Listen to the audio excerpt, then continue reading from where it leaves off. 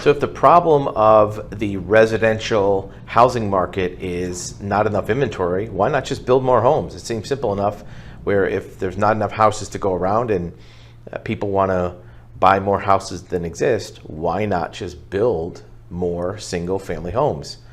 Well, unlike other products, it's a little more complicated than that. If you need more cell phones, you just crank up the cell phone factory. If you need more even washers and dryers, you crank up those factories. As we've seen, even in those products, the cycle and supply chain has even made some of those in short supply, but not as urgent as housing. And the reason why is because the building industry has a lot longer lead time and sales cycle. So from the time of inception of building a house, you need to acquire the property, get designs and permits, you need to put together the contractors, start building the house, and that can be a year to year and a half progress, even for a single house. If you're building a large subdivision with multiple homes, it can even be a several years cycle. The problem with building is the market today may be different than the market a year and a half from now, as what was seen in the 2008 housing crisis.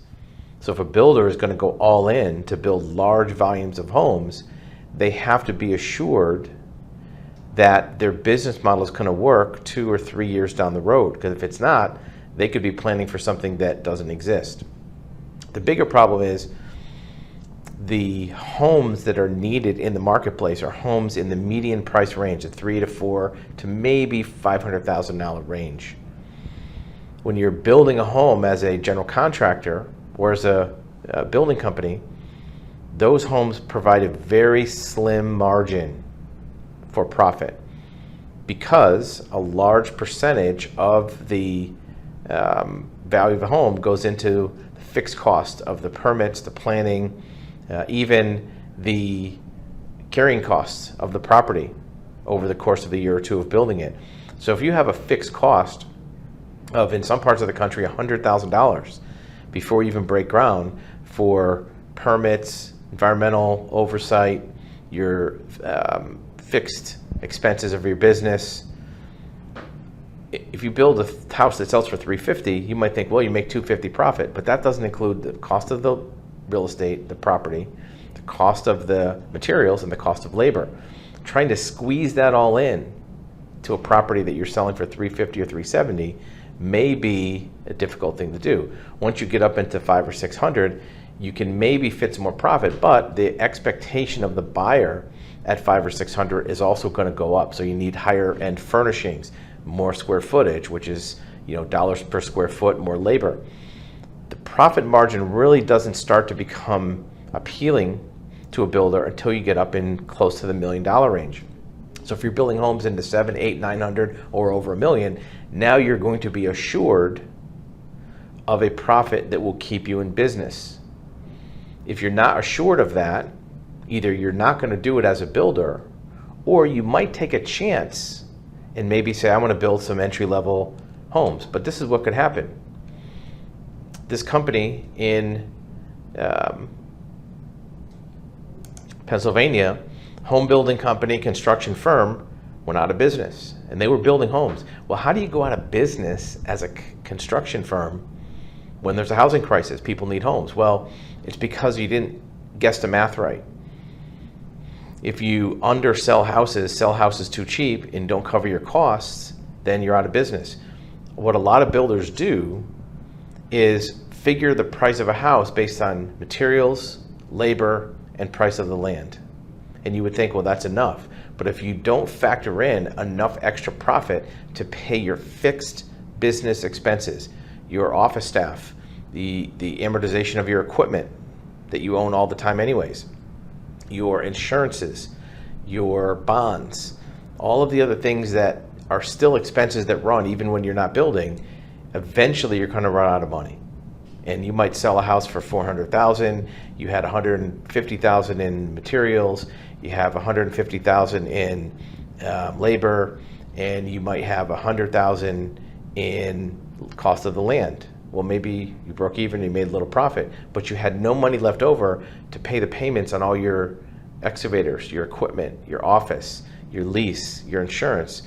And if you're blind to that expense, you're not going to make a profit. So now you have to take that house that would be $450 and you have to sell it for $550 or $600. That kind of puts it out of the median for the current market. So builders who are allocating their resources to higher end houses, $700,000, $800,000, $1 million houses, are more likely to stay in business. And while that might not seem fair to people who want an entry-level house, the reality is business is just math. It's not an opinion. It's not what you should do or shouldn't do.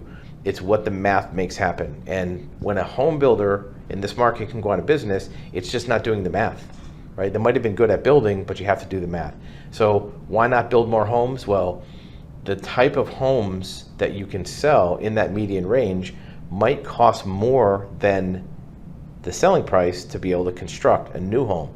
So what do? Well, there's three options, and we'll talk more about this in another video, but expanding the inventory of homes in the US comes down to where are you going to build them? Are you going to build them in rural open land that's undeveloped? You're going to do infill in denser areas, or are you going to do remodels on existing homes? Each one of those strategies has a benefit. Open land has the benefit of almost unlimited space. Most parts of the country on the outskirts of the population centers have open land that can be purchased. You buy 50, 80, 100 acres from a farmer or from some unused land. You plat it out in a subdivision. You come up with 8 or 9 floor plans. You start building homes, and it's a simpler process to do. However, the downside is you're building away from the population center, and now these subdivisions are farther and farther away from the main DMA, whether it's Dallas or Phoenix or Los Angeles or Chicago. You're, instead of 10 or 15 or 20 miles away, now you are 50, 60, 70 miles away where these large subdivisions are being built.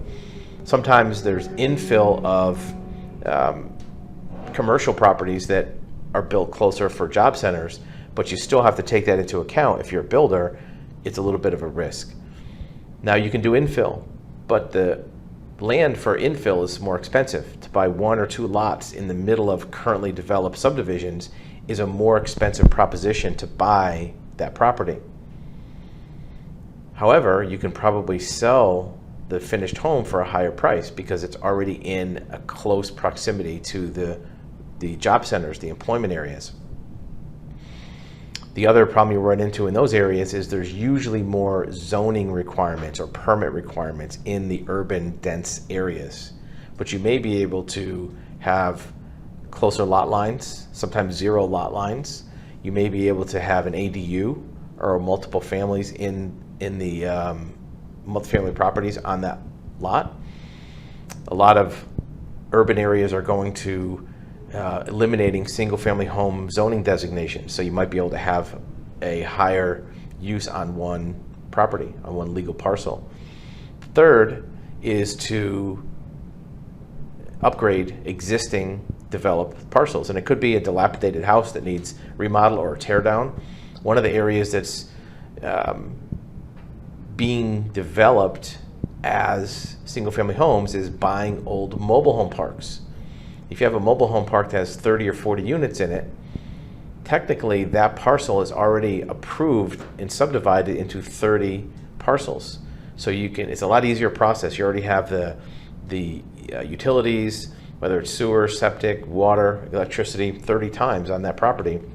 The downside to that is you're not really adding new units, because when you build those houses, you're displacing 30 or 40 existing residents from that area, but you are building new homes. So there's pros and cons to each one, and part of the impetus for having one of these solutions completed is what the motivation behind the government in that jurisdiction is. Some governments are wanting to do development. They're wanting to promote more housing stock.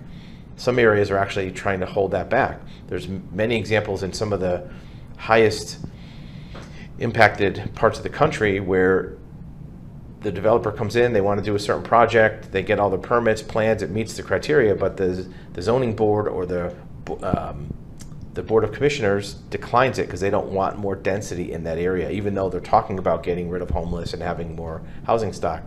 So as a developer, you have to kind of go where the approvals are and go where the money is. It's not that you want to price gouge as a developer. It's not that you want to sell for more than it's worth, but it has to be enough to amortize your business so that you can be around to build another house later. So those three options are the most common that are looked at. You can also do multifamily. You know, if you're doing townhouses or condo apartments, although many of those are going direct to rental instead of going to purchase. It does add a housing unit, but rental is not really what the need is in the long term to get more people in owner-occupied residencies. So the takeaway is the solution to the housing crisis of having builders just build more houses is a little more complicated than it seems. The shortage of houses right now is somewhere between 5 and 6 million houses. Builders are currently constructing about 1.5 million to 2 million houses a year, but that doesn't all go to reduce that excess housing limit. Some of that goes to the current need, and the future need builds up just as fast. There's about 800,000 current pending property permits nationwide, and even if 10% of that or 15% of that goes to chip away, it's still going to take many, many years to reduce the current demand. And the other question is the demand going to change? It's probably going to go up. There'll probably be more demand in future years, but as a builder, if you're putting your future financial security into a result that happens 2 or 3 years later, you may not know that your guess is wrong until that day comes and you're out of money.